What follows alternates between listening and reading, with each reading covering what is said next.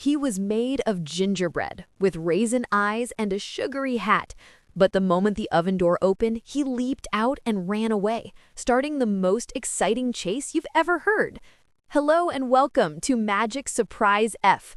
Today, get ready to run along with one of the fastest and cheekiest characters in all of fairy tales. Story, the Gingerbread Man. One day, the cook went into the kitchen to make some gingerbread.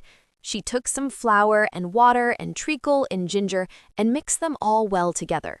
And she put in some more water to make it thin, and then some more flour to make it thick, and a little salt and some spice.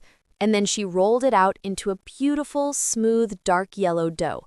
Then she took the square tins and cut out some square cakes for the little boys, and with some round tins, she cut out some round cakes for the little girls.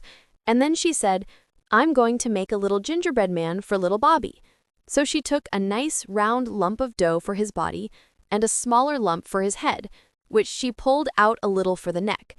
Two other lumps were stuck on beneath for the legs and were pulled out into proper shape with feet and toes all complete. And two still smaller pieces were made into arms, with dear little hands and fingers. But the nicest work was done on the head, for the top was frizzed up into a pretty sugary hat. On either side was made a dear little ear, and in front, after the nose had been carefully molded, a beautiful mouth was made out of a big raisin, and two bright little eyes with burnt almonds and caraway seeds. Then the gingerbread man was finished, ready for baking, and a very jolly little man he was. In fact, he looked so sly that the cook was afraid he was plotting some mischief. And when the batter was ready for the oven, she put in the square cakes and she put in the round cakes, and then she put in the little gingerbread man in a far back corner where he couldn't get away in a hurry.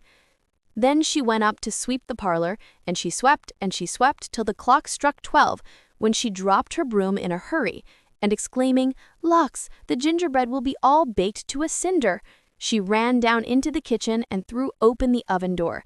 And the square cakes were all done, nice and hard and brown, and the round cakes were all done, nice and hard and brown. And the gingerbread man was all done too, nice and hard and brown. And he was standing up in his corner with his little caraway seed eyes sparkling and his raisin mouth bubbling over with mischief while he waited for the oven door to be opened. The instant the door was opened, with a hop, skip, and a jump, he went right over the square cakes and the round cakes and over the cook's arm, and before she could say Jack Robinson, he was running across the kitchen floor as fast as his little legs would carry him, towards the back door, which was standing wide open, and through which he could see the garden path. "Run, run, fast as you can! You can't catch me, I'm the gingerbread man!"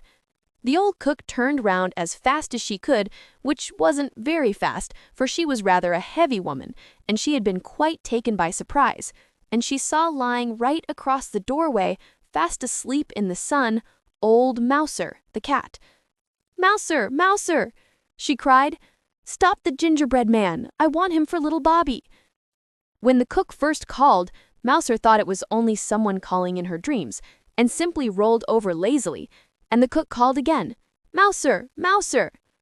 The old cat sprang up with a jump, but just as she turned round to ask the cook what all the noise was about, the little gingerbread man cleverly jumped under her tail and in an instant was trotting down the garden walk. Mouser turned in a hurry and ran after, although she was still rather too sleepy to know what it was she was trying to catch. And after the cat came the cook, lumbering along rather heavily but also making pretty good speed. Now, at the bottom of the walk, lying fast asleep in the sun against the warm stones of the garden wall, was Towser, the dog.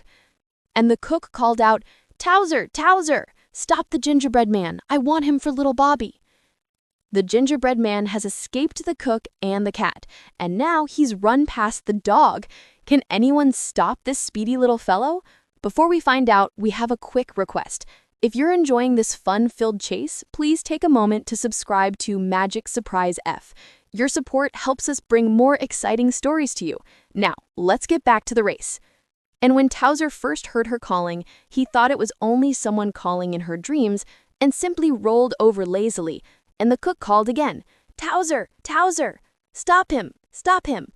Then the dog woke up in good earnest and jumped up on his feet to see what it was that he should stop.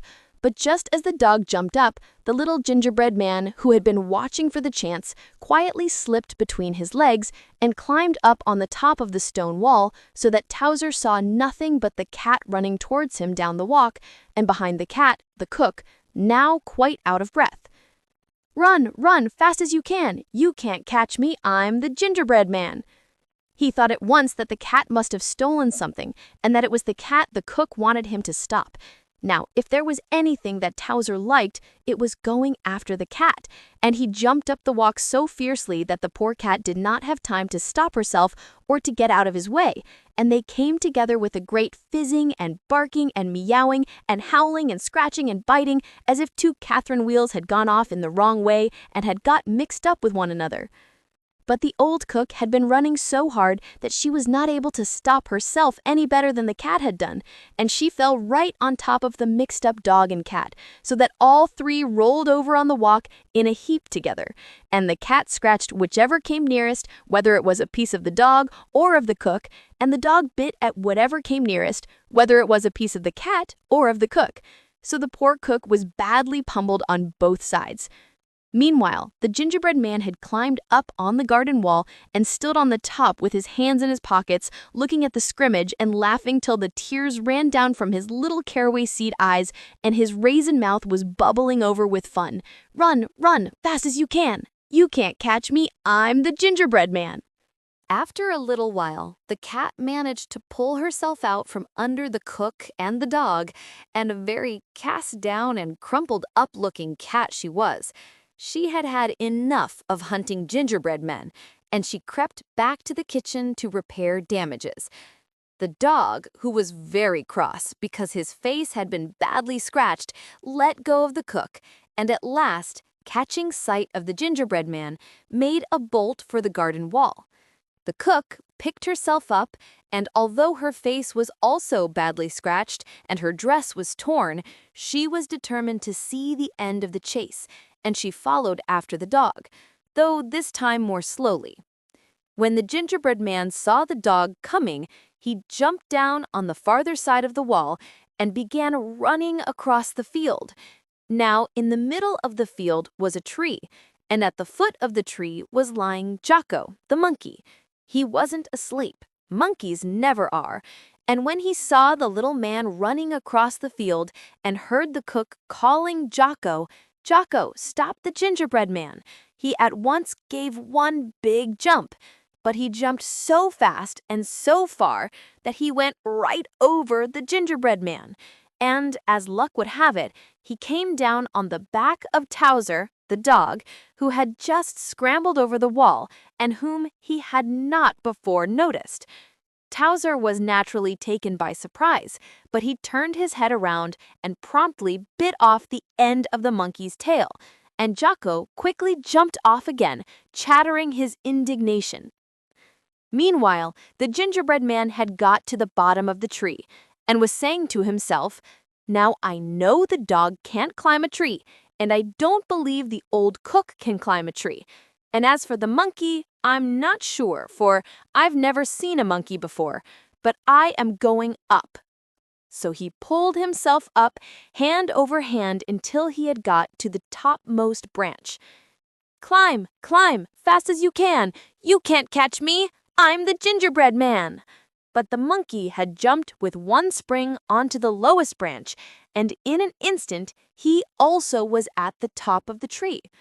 The gingerbread man crawled out to the furthermost end of the branch and hung by one hand, but the monkey swung himself under the branch, and stretching out his long arm, he pulled the gingerbread man in. Then he held him up and looked at him so hungrily that the little raisin mouth began to pucker down at the corners, and the caraway seed eyes filled with tears. And then what do you think happened? Why, little Bobby himself came running up. He had been taking his noonday nap upstairs, and in his dreams it seemed as if he kept hearing people call "Little Bobby, little Bobby," until finally he jumped up with a start and was so sure that someone was calling him that he ran downstairs without even waiting to put on his shoes. As he came down, he could see through the window in the field beyond the garden, the cook and the dog and the monkey, and could even hear the barking of Towser and chattering of Jocko. He scampered down the walk with his little bare feet pattering against the warm gravel, climbed over the wall, and in a few seconds arrived under the tree just as Jocko was holding up the poor little gingerbread man. Cried Bobby, and drop it Jocko did, for he always had to mind Bobby. He dropped it so straight that the gingerbread man fell right into Bobby's uplifted pinafore. Then Bobby held him up and looked at him, and the little raisin mouth puckered down lower than ever, and the caraway seed eyes filled with tears. And then what do you think happened? Why, little Bobby himself came running up. He had been taking his noonday nap upstairs, and in his dreams it seemed as if he kept hearing people call, "Little Bobby, little Bobby," until finally he jumped up with a start and was so sure that someone was calling him that he ran downstairs without even waiting to put on his shoes. As he came down, he could see through the window in the field beyond the garden, the cook and the dog and the monkey, and could even hear the barking of Towser and chattering of Jocko.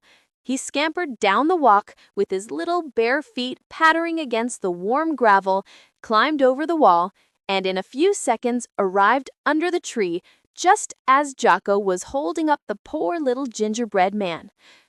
"Drop it, Jocko!" cried Bobby, and drop it Jocko did, for he always had to mind Bobby. He dropped it so straight that the gingerbread man fell right into Bobby's uplifted pinafore. Then Bobby held him up and looked at him, and the little raisin mouth puckered down lower than ever, and the caraway seed eyes ran right out of the caraway seed eyes. But Bobby was too hungry to mind gingerbread tears, and he gave one big bite and swallowed down both legs and a piece of the body. "Oh," said the gingerbread man, "I'm 1/3 gone." Bobby gave a second bite and swallowed the rest of the body and the arms. "Oh," said the gingerbread man, "I'm 2/3 gone." Bobby gave a third bite and gulped down the head. "Oh," said the gingerbread man, "I'm all gone." And so he was, and that is the end of the story. We hope you enjoyed this classic, fast-paced fairy tale. If you love fun stories and magical characters, please show your support by subscribing to our YouTube channel, MagicSurprise F. Remember to click the bell icon so you're notified of all our new stories.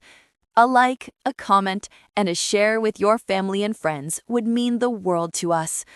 Let us know which classic tale you'd like to hear next.